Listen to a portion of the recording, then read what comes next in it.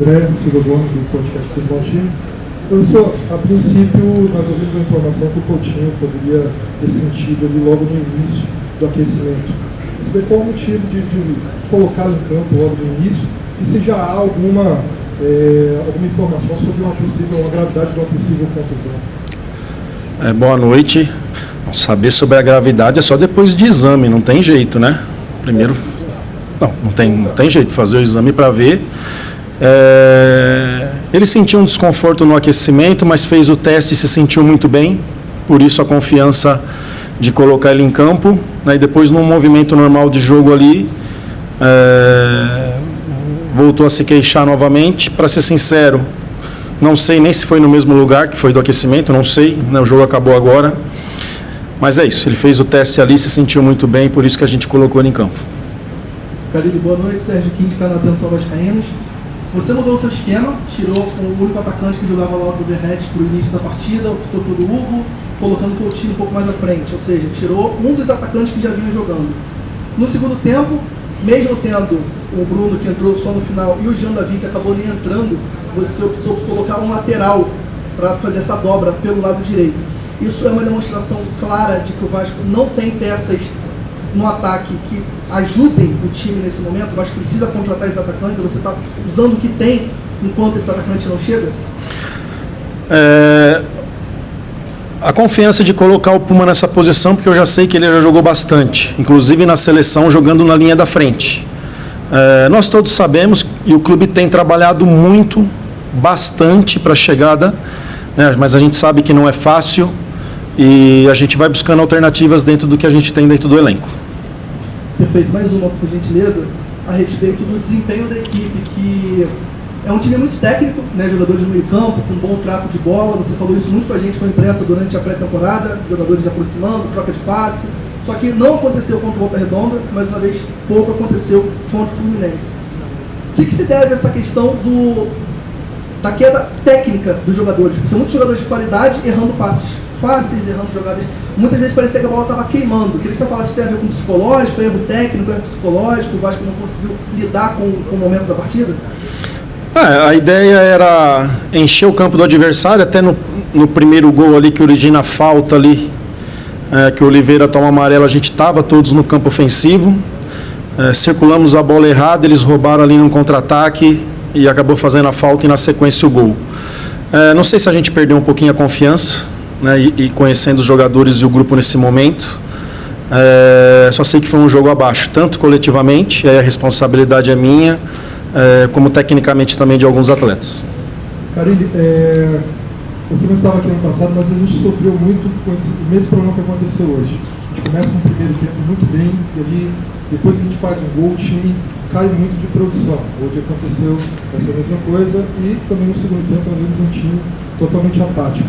Como explicar essa queda de produção logo ali no primeiro tempo após o gol? A gente tem que trabalhar dia a dia.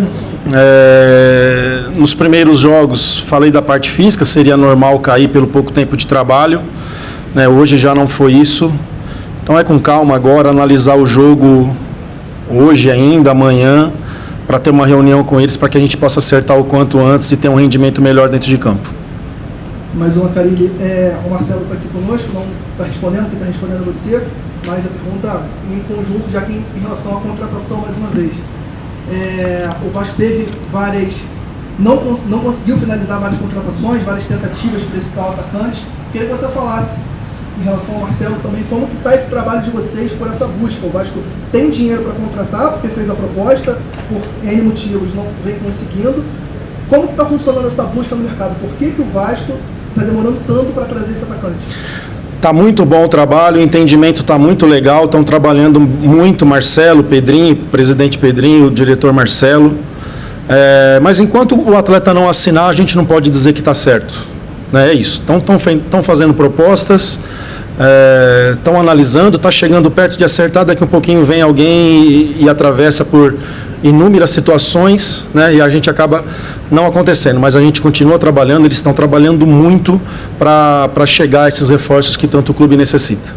E a situação envolvendo a equipe do Vasco da Gama acaba ficando bastante complicada. O Vasco da Gama perdeu de 2-1 para a equipe do Fluminense no estádio Mané Garrincha, num jogo que foi vexame total. O Vasco, com 1 minuto de jogo, abriu o placar com o Felipe Coutinho após uma roubada de bola do Paulinho, tocou a bola para o Verratti, ele deu assistência para o Coutinho marcar o primeiro gol da partida. Mas o que nenhum torcedor do Vasco esperava é que depois desse gol, tudo acabasse virando de forma negativa para a equipe do Vasco.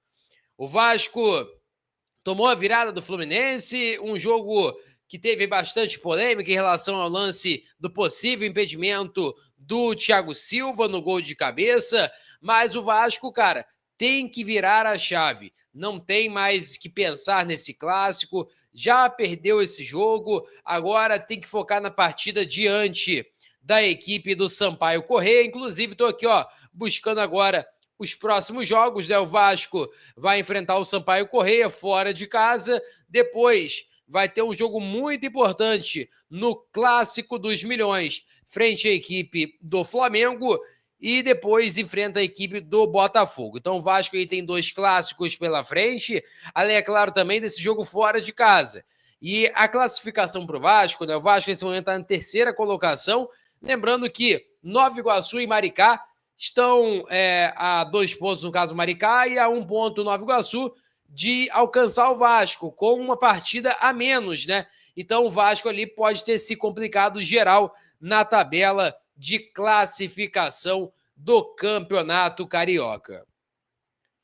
O Jair ali errou bastante passe, o Verratti não teve bolas ali para que pudesse ser acionado, o Léo Jardim salvou o Vasco, inclusive, do Vasco não tomar uma goleada. Então, tipo assim, eu acho que o Fluminense estava uma equipe com vários erros técnicos. Na verdade, o jogo foi assim, né? O jogo foi com muitos erros técnicos, muito vacilo por parte do Vasco, muito vacilo por parte também do Fluminense. Os 2 times vacilaram bastante, realmente, né? É um jogo muito aberto, mas ao mesmo tempo sem muita transpiração e pouca inspiração. Não tinha inspiração, não tinha qualidade técnica. Você via ali o Vasco todo apavorado. Lucas Oliveira fez uma péssima partida, inclusive um alerta que tem que se ligar, né, em relação a reforços. O Vasco precisa urgentemente de reforços para a sua zaga, reforços também para o setor ofensivo, né, porque vários jogadores ali, a gente percebe claramente